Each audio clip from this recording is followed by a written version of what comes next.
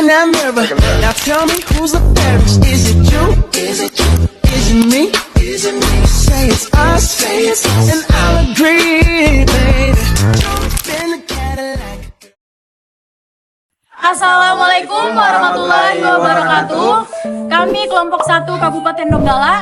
Saya Ana Restika Putri dengan NIM B40124143. Saya Ahmad Barat dengan NIM B40124135. Saya Alisa Fadila dengan NIM B40124108. Dan saya Fatur Rahman Sirwadin Sirajudin dengan NIM B40124126. Tugas ini kami buat untuk memenuhi mata kuliah Tata Kelola Keuangan Pemerintahan yang diampu oleh Bapak Angga Pradana SIP MA dengan tugas yaitu menganalisis alokasi transfer dana ke daerah Kabupaten Donggala. Ketika kita membicarakan tentang pembangunan daerah, seringkali kita hanya melihat hasilnya saja, seperti jalan yang diperbaiki, sekolah yang dibangun, dan pelayanan kesehatan yang semakin membaik. Namun, kita jarang bertanya dari mana dana tersebut berasal.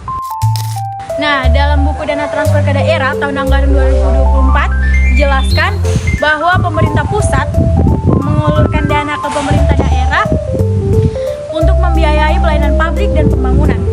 Salah satu daerah yang menerima dana tersebut adalah Kabupaten Donggala di Provinsi Sulawesi Tengah. Berdasarkan data dalam buku tersebut, total dana transfer yang diterima oleh Kabupaten Donggala mencapai 1,27 miliar rupiah. Sumber dana ini sangat penting bagi pemerintah daerah untuk menjalankan program pembangunan yang ada di Kabupaten Donggala. Transfer dana tersebut dibagi menjadi 3. Yang pertama, dana bagi hasil atau disingkat menjadi DBH. Yang kedua, dana alokasi umum DAU. Yang ketiga, dana alokasi khusus DAK. Nah, selanjutnya kita akan melihat bagaimana masing-masing dana tersebut berperan dalam proses pembangunan di Kabupaten Donggala. Komponen pertama adalah dana bagi hasil atau DBH. Dana ini berasal dari pendapatan negara yang kemudian dibagikan kembali kepada daerah. Tujuan dari dana bagi hasil adalah agar daerah yang memiliki aktivitas ekonomi atau sumber daya alam tetap mendapatkan bagian dari pendapatan yang dihasilkan wilayahnya. Untuk Kabupaten Donggala, jumlah dana bagi hasil yang diterima mencapai sekitar 54,7 juta rupiah. Dana tersebut berasal dari beberapa sumber, yaitu pajak penghasilan, pajak bumi dan bangunan, sektor pertambangan mineral dan batu bara, sektor perikanan, serta kontribusi dari komoditas kelapa sawit. Meskipun jumlahnya tidak sebesar jenis dana lainnya, DBH tetap penting karena menunjukkan adanya hubungan antara potensi ekonomi daerah dengan pendapatan yang diterima pemerintah daerah. Sekian dari saya. Wassalamualaikum warahmatullahi wabarakatuh.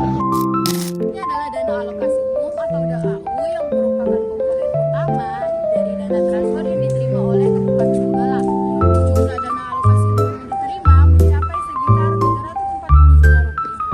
Adapun tujuan utama dana alokasi umum adalah untuk membantu pemerataan kemampuan keuangan antar daerah sehingga setiap daerah dapat memberikan pelayanan publik yang layak kepada masyarakat. Beberapa sektor yang didukung oleh dana alokasi umum antara lain yang pertama ada pendanaan pegawai pemerintah atau PPK, yang kedua ada pendanaan kelurahan, yang ketiga ada sektor pendidikan, yang keempat ada sektor kesehatan, dan yang kelima ada sektor pekerjaan umum. Dengan adanya dana alokasi umum ini, pemerintah daerah memiliki ruang untuk mengatur prioritas pembangunan sesuai kebutuhan masyarakat. Selain DBH dan DAU, Kabupaten Donggala juga menerima dana alokasi khusus atau DAK dengan jumlah 332 juta rupiah. DAK sendiri terbagi menjadi 2 jenis utama, yaitu DAK fisik dan DAK non-fisik. DAK fisik digunakan untuk pembangunan infrastruktur seperti jalan, sekolah, fasilitas kesehatan, dan irigasi.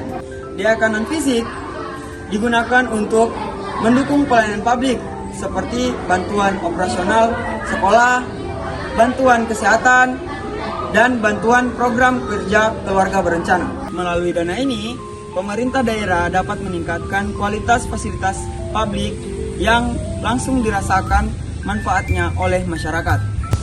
Jika kita melihat seluruh data tersebut, dapat kita simpulkan bahwasannya transfer dana dari pemerintah pusat memiliki peran yang sangat besar dalam mendukung pembangunan daerah, termasuk Kabupaten Donggala.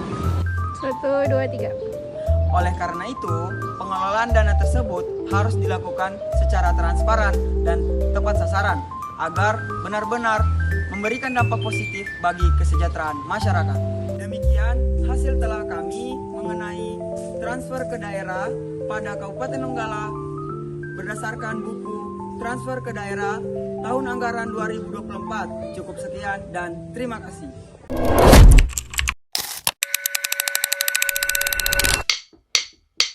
Take a look in that mirror. Now tell me who's the fairest? Is it you? Is it you? Is it me? Is it me? Say it's us. Say it's us. And